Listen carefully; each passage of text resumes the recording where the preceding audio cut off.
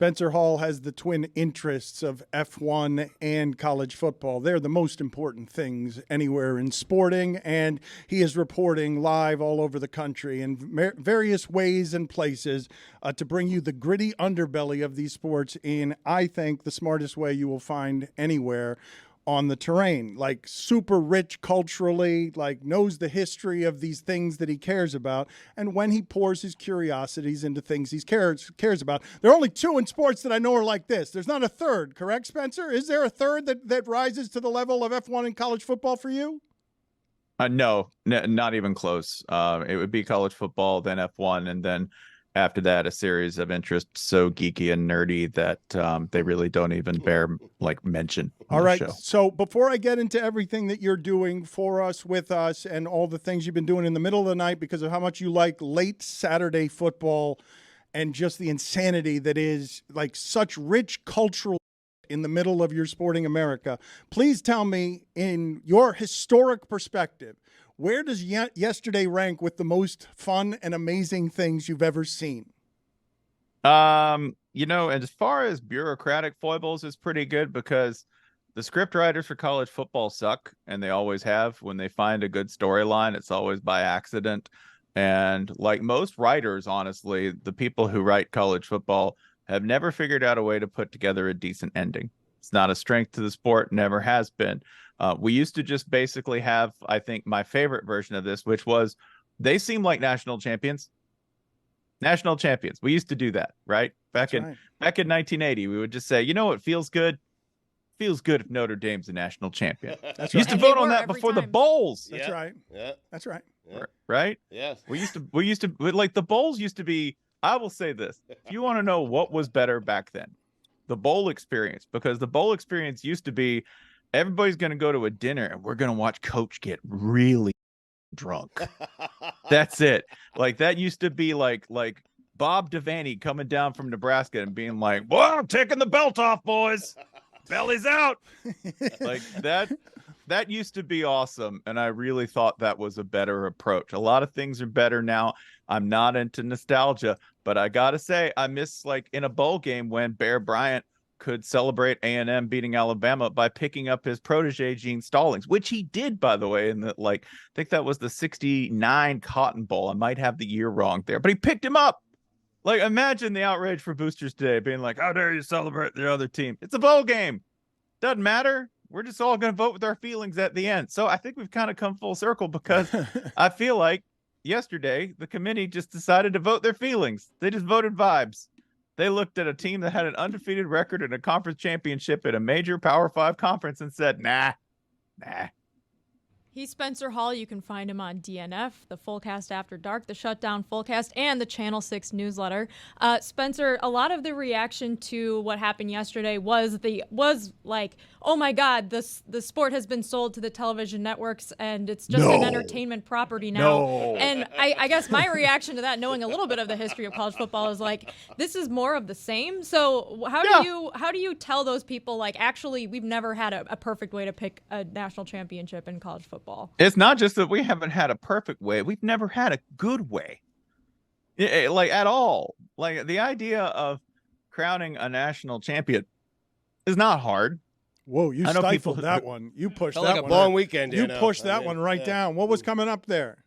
That was coffee, gentlemen. It's been a very long day, and I've been asked to be bilious about this situation for at least 3 different outlets. So pardon me. Oh, because everyone wants your expertise. We'll take it, even if it's burpee. Yeah. But fighting that one back, my disgust at the situation rising. We've never had a good way to end it. Never. We've never like the idea that like we once did this better. No. Like, let me teach you a lesson about America in general. Okay. It's always been stupid. Always. We've always done the dumb, wrong thing. We do the dumb, wrong thing until there are no other options. And then we do a slightly less dumb option and a slightly less wrong one.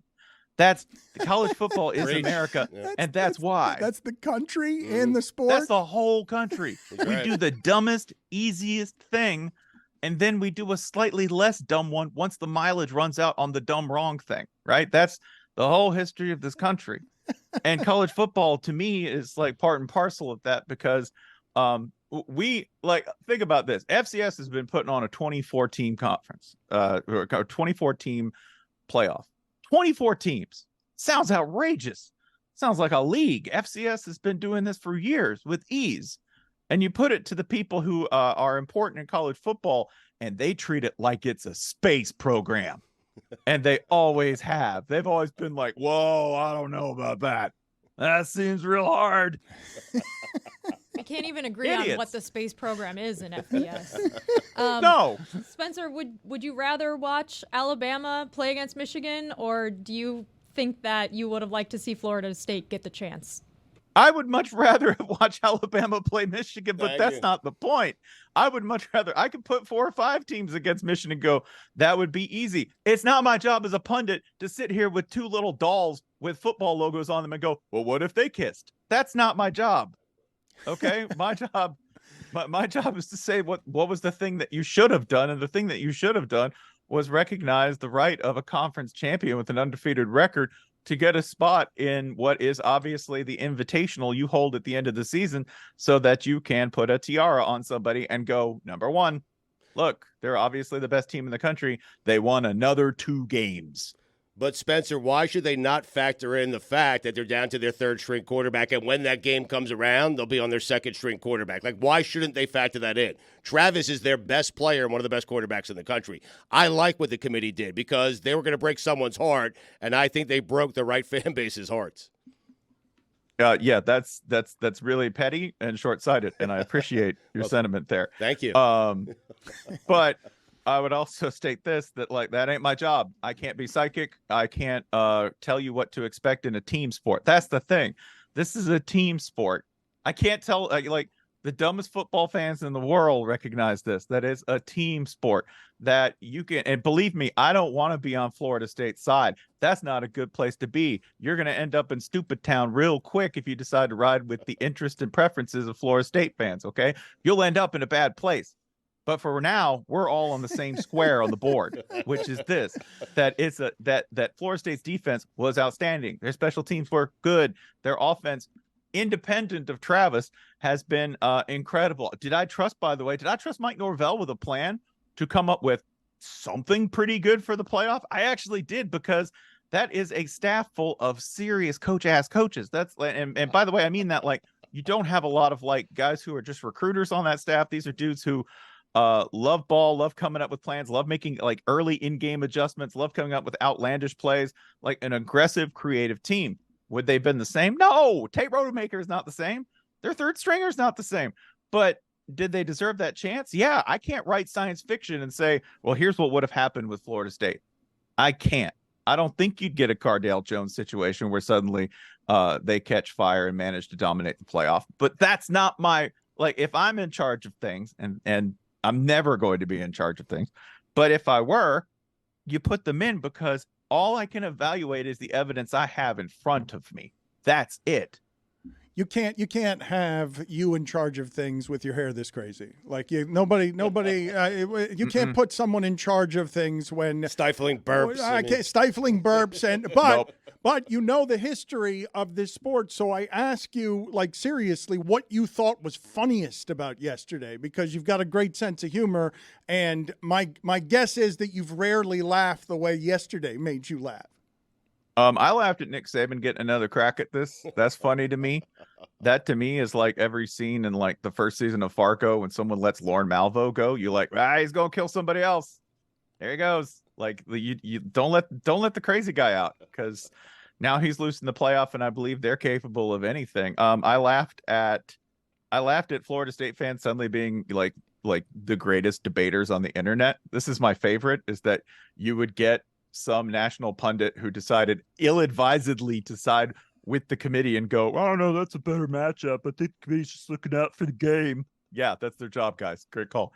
And then you get some guy who's basically like, he probably owns a nice refrigeration service somewhere in like Coleman, Alabama. And he's like, actually, I did some research, buddy. And just torching him in like an 8-tweet thread with like great numbers and facts about this. I love that. And I love ending up on the side, like, you know, I'm a Florida fan. I ended up on the side of Florida State.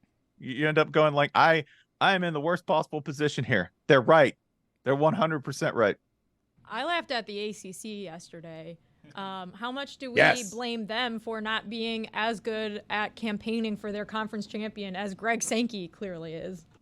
Yeah, did we notice yesterday? I don't know if you were following bowl announcements or anything. There was a period between 1 and 4:30 around where What bowl character is announcements, that? they were going out very specifically, and they were saying it's going to be this team versus insert ACC team. That's because the ACC was completely asleep at the wheel. The ACC did have a conference call with their bowl partners, which is customary for the conference. And I thought once the committee determined that ACC games simply don't count for the national title, I'm watching that delay going, conference might have blown up. Conference might be dead. They might have just decided, nah, let's wrap it here. I laughed at that. I laughed at the fact that we had to use placeholders because the ACC couldn't get their business together for bowl season, which is a season, by the way, where there are little markers that say this team goes to this bowl. I need to ask you about Liberty getting a shot to play in a New Year's Six bowl game now, despite having one of the worst, competition-wise, one of the worst schedules this year. You're They obsessed didn't really with have to- Liberty. What are you obsessed with? I don't know how. Fitting she's against it. I think if you're a Florida State fan and you want a Joker moment, it should be Boo Corrigan saying that Liberty got the New Year's Six bowl bid because they just kept winning. If you need a reason, not that you do, as a Florida State fan, to just absolutely have a nervous break and crack, it's that. Because they said Liberty, because they're undefeated Conference USA champions, they get this New Year's Six bowl bid, not Southern Methodist, who fits the criteria more so that Alabama does, that jumped Florida And was State good. in the top four. And they had their best defense in 40 years. SMU had their best defense in 40 years. So riddle me that. And it's not that it really matters because there's going to be so many opt-outs and they've really devalued the New Year's Six bowl games, but I just want to know what you think, Spencer. That I'm going to enjoy Oregon grinding them to a fine paste. That's going to be fantastic. I'm really enjoying that. I have a general rule that if I get a chance, because I practice class warfare when it comes to my bowl games and my interconference matchups. If I get a state school versus a private school, I always root for the state school, always. So I get that in this case. Additionally, you get Liberty, which is, in America, you can call anything university. And that's fine. And you can feel the football team. And of course, the people I feel worst for in this instance are the players who are just like, listen, I don't know, school's weird, whatever. They gave me money to come here and play football. I do sort of feel for the players somewhat. But seeing them get this spot in a New Year's Six game, especially over SMU, I'm always going to ride for SMU too, because SMU pioneers and economically liberated college football recruiting. That's right. I will always respect right. them for that. Didn't they offer Eric Dickerson an oil well or something? They were way ahead of the time. Spencer, you mentioned the way that national championships were previously handed out, where the bowl games would matter, and then after the bowl season, the Associated Press would get together and crown a champion, and then someone like Alabama would just crown themselves champion, and then it was a mess. Sure. But if we had that previous system in place, you might see a scenario where Georgia could get back into the national title conversation. We just had a Georgia team lose by 3, back-to-back reigning national champions, a 29-game win streak. This is a very odd way for this whole run to end. Can you put it in perspective? Well, one, that when we talk about a run ending, we're really only talking about the actual number of games in a row. We're not talking about Georgia's overall dominance ending. Go look at their recruiting rankings. Go look at their depth chart. They still have a disgusting amount of talent. There are very few indicator lights flashing on that dashboard, right? Football programs, big complex thing.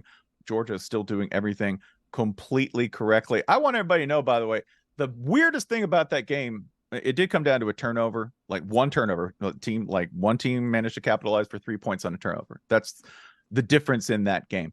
But the interesting thing about that game is that they trusted Carson Beck all year long to run that offense and to throw 30, 35 times. They were more than comfortable having him in the position to save them if they needed him to. And in that game, they decided for some weird reason to run the ball.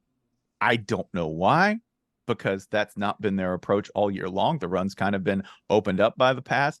But otherwise, like if you want Georgia's dominance is not on hold.